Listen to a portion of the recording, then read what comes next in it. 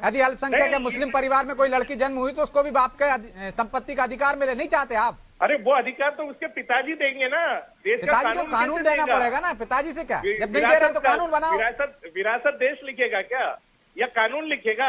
हक तो दिलवाएगा ना, कानून का काम होता है ना हक दिलाना। संपत्ति मेरे को किसको देना है ये फैसला कौन करेगा? मैं ही करूंगा ना। उनको शरिया में विश्वास है ब्रजेश जी, शरिया में विश्वास। कानून पे क्यों उसको बांधना चाहते हैं? शरिया में विश्वास रखती है कांग्रेस। तो आपको जो कानून लागू है तो आप उसका पालन नहीं करेंगे? देखिए, बेटी को अधिकार नहीं देंगे? जो जैन हूँ तो मेरे उसमें जो संविधान में या मेरे धर्म में या तो संविधान नहीं दिया ना, तो दूसरी बेटियों के साथ भेदभाव क्यों? नहीं, कहाँ हो रहा है? किसने कहा आपको भेदभाव हो रहा है? कोई बेटी गई बीजेपी के पास, केंद्र सरकार के पास, कोई लोग गए समस्या लेके, या इन्होंने कोई आप ट्रिपल तलाक के फेवर में थे आप अगेंस्ट में थे? ब्रजेश जी को पूछ लीजिए, ट्रिपल तलाक के फेवर में थे आप? और ये वोट बैंक की राजनीति कर रहे हैं। तो ट्रिपल तलाक वाले मामले में भी आप ऐसे, आपका मत भाई है भाई, कोर्ट तो गई ना, साहबानो भी गई थी कोर्ट में, आपने पलट दिया, कानून पलट दिया इन्होंने। तो राजीव गांधी ने कानून पलट, हमने कैसे पलट दिया सर? राजीव गांधी ने पलटा था कानून लाकर, था उनको मानना चाहिए, अब वो नहीं मानेंगे। राजीव गांधी ने कानून लाकर संसद के माध्यम से पलटा था। आनंद जी, आपकी जानकारी के लिए, देश की राजनीति और देश की वोट बैंक की राजनीति को खराब करने का काम भारतीय जनता पार्टी कर रही है संविधान को बदलने के साथ। अच्छा, एक कानून लागू करके वो खराब कर रही है? हाँ, उससे क्या फायदा होने वाला बताइए? मेरे घर की व्यवस्था मेरे को ही समझ नहीं है ना। कानून समझाएगा कि मेरा घर कैसे चलाऊंगा, या कैसा देश चलाऊंगा, या कैसा प्रदेश चलेगा, या कैसे मेरी संस्कृति या धर्म चलेगा। आप तो व्यक्तिगत उस पर इंटरफेयर कर रहे हैं।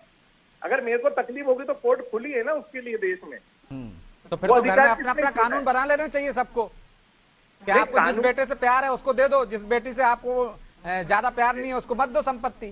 तो मैंने क्या कहा सर, पहले घर का समान अधिकार तो सबका होगा ना। आपके दो बेटे हैं तो दोनों का बराबर अधिकार होगा, बेटी है तो उसका भी बराबर अधिकार होगा। तो यदि कोई नहीं दे रहा है तो सरकार दिलाए, बुजुर्गों को भी सरकार हक दिला रही है ना। तो हर धर्म में उनके कानून के हिसाब से व्यवस्थाएं हैं। धर्म में तो सिर्फ बहुत सारी चीजें हैं ना, फिर तो हाथ काटने की सजा भी है कानून धर्म में, फिर कलम करने की भी है। नहीं, कहाँ लिखा है धर्म में? गलत बात है ये सब बोल। शरिया पढ़ लीजिए, शरिया ऐसा कुछ नहीं लिखा है। आप शरिया पढ़ के आइए, कोई भी धर्म में सिर कलम करने का नहीं लिखा होता है। ट्रिपल तलाक लिखा है, ट्रिपल तलाक लिखा है। 3 बार बोलने से तलाक हो जाता है महिला, लिखा है 3 बार बोलने से महिला का तलाक हो जाती है उसकी। आ गए ना अल्पसंख्यक के मुद्दे? नहीं, तो यही तो विषय है। आप कीजिए ना, ये है आपकी राजनीति। अभी मैं हिंदुओं के मुद्दे पर बात करता हूं। जी मुझे 1 मिनट देंगे, टारगेट करके ये रजत जी मुझे 1 मिनट देंगे। जी रजत जी मुझे 1 मिनट देंगे। ये टारगेट कर रहे हैं आप रजत जी, ठीक है, सुन लीजिए, आपने आरोप लगाया ना टारगेट कर रहे हैं मुसलमानों को, सुन लीजिए जवाब दे। 1 मिनट देंगे। जी जी जी ब्रजेश जी, तमिलनाडु में एक मंदिर पे, एक शिखर पे दीप जलाने की एक परंपरा है। वहां के हिंदुओं की बहुत पुरानी परंपरा थी। तमिलनाडु की सरकार ने वहां के जो जस्टिस जी.आर. स्वामीनाथन था उनके विरुद्ध इम्पीचमेंट मोशन लाया और कांग्रेस के सांसदों ने उस इम्पीचमेंट मोशन पर साइन किया। कहां गई थी हिंदुओं की भावना?